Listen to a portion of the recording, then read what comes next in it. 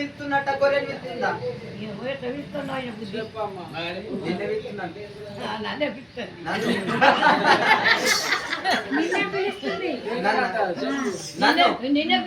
అయితే నన్ను విత్తుంది అంటున్నావు.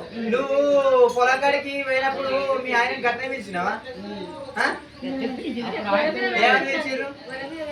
ఏమని పిలిచారు? పరిచయం లేదు. లగ్గమైతేనో పేరు పెట్టి వింటున్నావు, సారా వింటున్నావు, ఏమంటారు వింటున్నావు. నేను మొక్కమే నేను చూడకపోతే ఇప్పుడు మనకు బాగున్నది.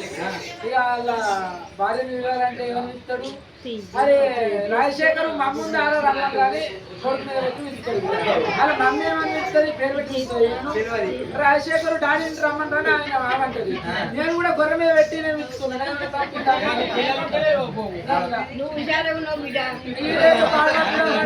హుషారులే ఉన్నా కానీ ఈడ మంచి రేటు ఏం చేయాలి?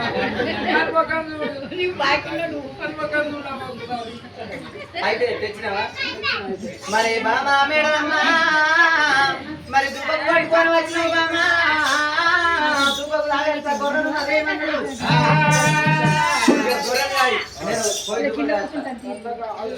ఆగుతాయి మంది ఎక్కువ మంద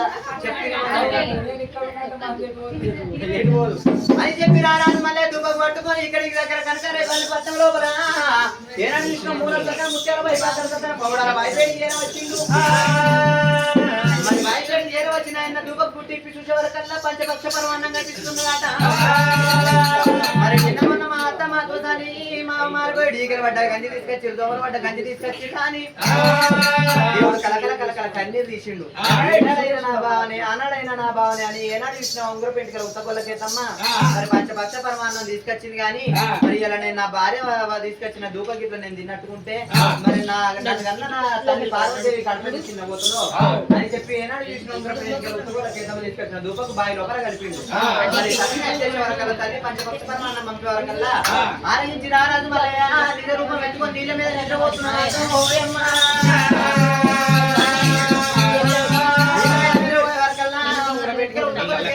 మళ్ళీ బావి లోపల పడ్డా అని ఏనాడు బావి గడ్డలు ఎక్కి వరకల్లా నీళ్ళ మీద నిజ రూపం పెట్టుకొని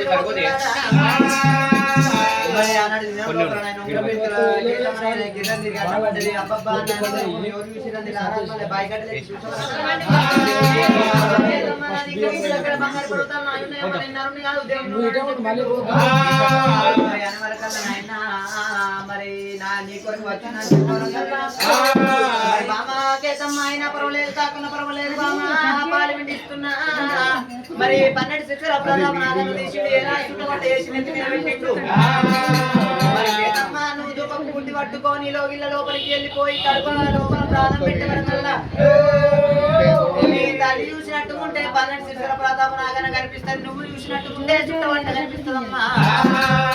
మరి దుఃఖం గుడ్డి కింద వారేసినట్టుకుంటే మీ అమ్మ మాతృసాన్ని నిన్ను మారుమారు దెబ్బలు కొట్టాలి. మారుమారు దెబ్బలు కొట్టినప్పుడు చల్లగవ్వము గరిగ గుడ్డి పట్టుకొని ఇక నువ్వు వెళ్ళిన